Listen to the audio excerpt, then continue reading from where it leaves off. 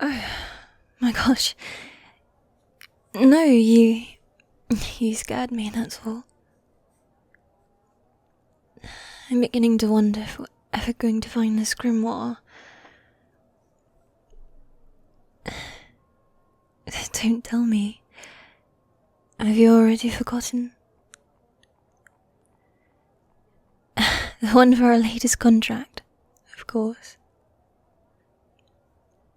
Yes, we're meant to be searching for a grimoire that's been driving readers mad in this library. I was expecting some huge aura of power, or perhaps a black leather-binded book with glowing skulls, but I should have known better than to think it would be that easy.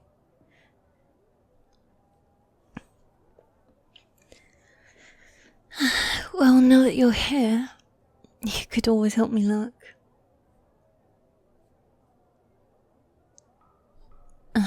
No, I'm afraid it's just the two of us, darling.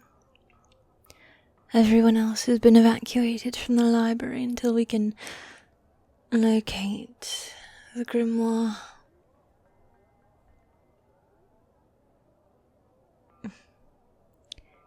Though, now that I think about it, that's a good thing, don't you think? That we're all alone, silly. Well, you know how much I love libraries. And they're so peaceful. Perhaps we could sit a while and read together.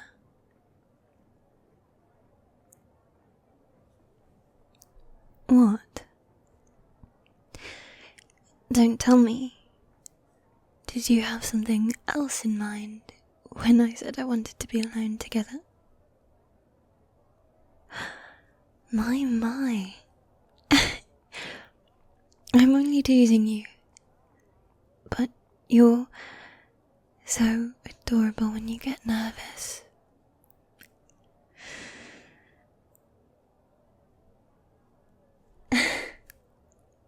Anyway, look at this beautiful Victorian, what would you call this? A lounge chair? No, not that one, darling. This one. It's elongated.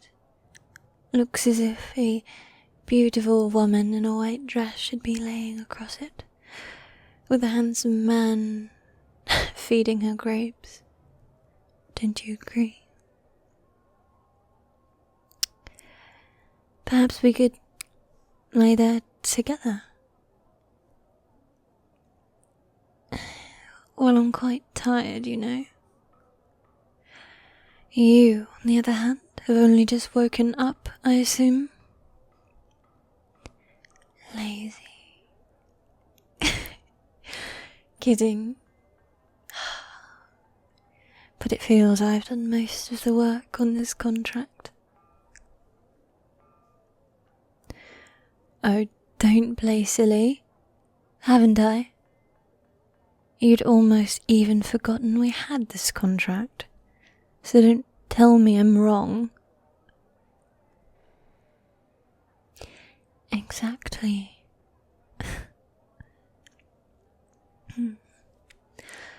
Well, aren't you going to have a seat?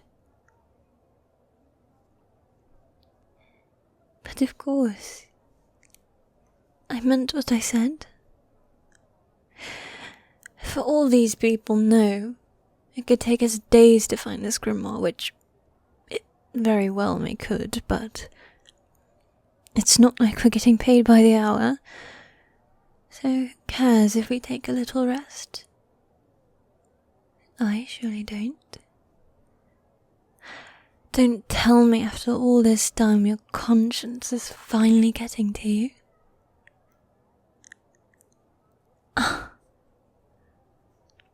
I am not a bad influence. You're just saying that because I'm half demon. And I must say, I'm quite offended, my love. Truly. That you would say I'm a bad influence simply because I'm a demon. Well, it's costly. I can't believe you would say such a thing to me.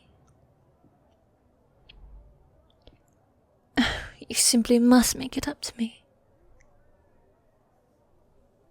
By sitting down, of course, and laying your head on my lap while I read to you.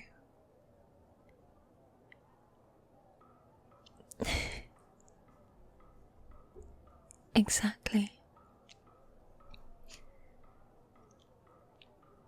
Just pretend that we're at home. Yes, back at the tavern, of course. Oh, darling, come to bed, I'm so tired. You know how it goes. Well, then come to bed, darling, and let me read to you sweet tales of romance and betrayal. Fairy tales. I believe that book right there. Yes, give it. Now come here. Yes, right there. Would you like me to play with your hair?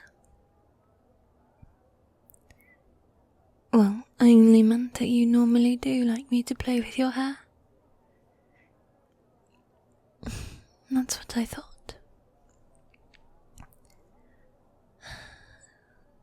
Ooh, this book is full of many short stories. Let's see.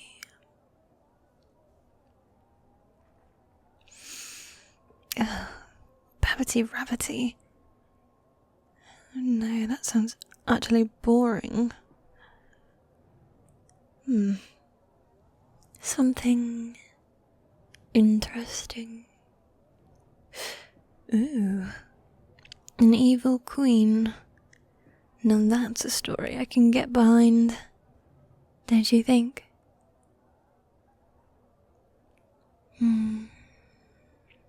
Oh, she starts out as a princess.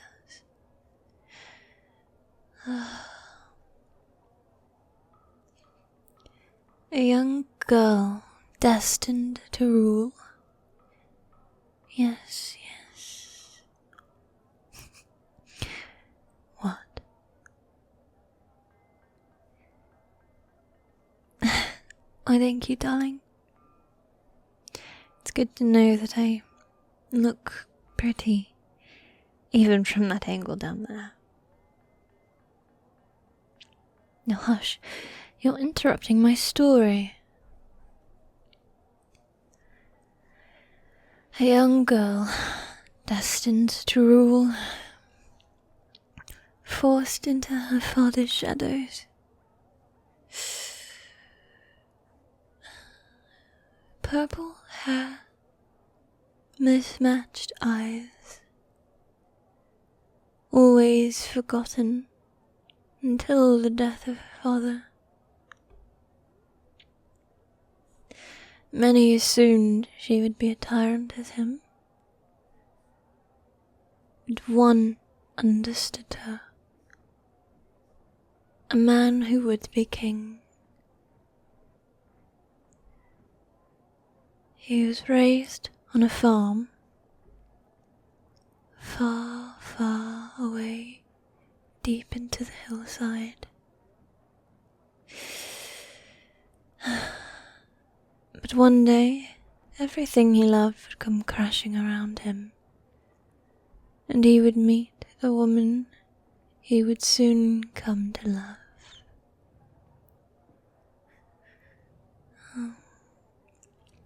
Taken aback by her beauty at first, he assumed he had gotten the good end of a bargain, until he realized she was not as delicate as she seemed. She was a rose. To pick the flower, you must be cut by the thorns. But one day, their love would be a story to be told indeed. And their rule would not be as her father's. It would be beautiful, gentle, harsh at times. However, their lands would prosper together, as they once did many generations ago.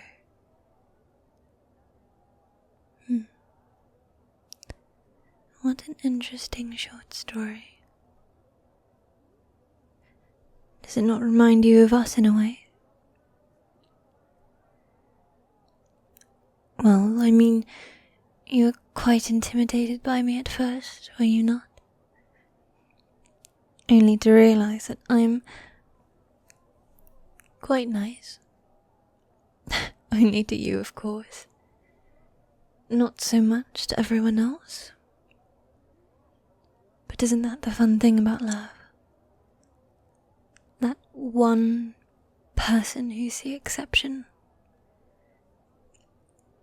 The one person you can just let down all your walls around and be truly yourself, unfiltered.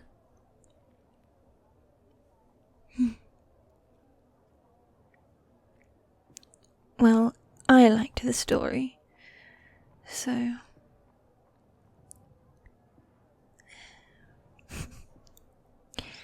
You did. You little liar. I should have known better. You tease me far too much. I'm unsure. In the book, it doesn't say an author. Yes, there's no name anywhere, actually. It's quite interesting. I don't think I've ever encountered such a book before. Perhaps it was written long ago. Well, you know. In some eras, women were not allowed to produce things. Perhaps it was something like that. Someone who did not want fame or glory for the brilliant mind put onto paper. I know it's hard to believe such people exist. Fame is not important to everyone, my love. As I'm sure you well know by now. As we travel the world and hunt demons namelessly. Sometimes we don't even get paid well.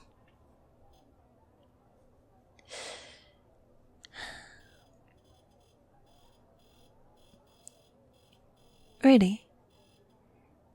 You'll help me search for the grimoire now? Perhaps you aren't lazy bones after all. I'd almost completely lost hope in you.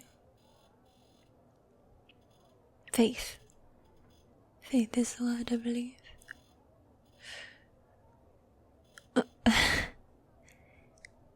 Alright, since you're so eager. Fine, I'll come with you now. Let me just put this book up, back where we found it. Well, I want someone else to be able to read it. It has many stories in it. At least one will be nice for a reader in the future. Okay. I'm coming. This library is so huge, you probably don't even know where to look. Fine. Let's go. I said I'm coming, my love. Don't walk so fast.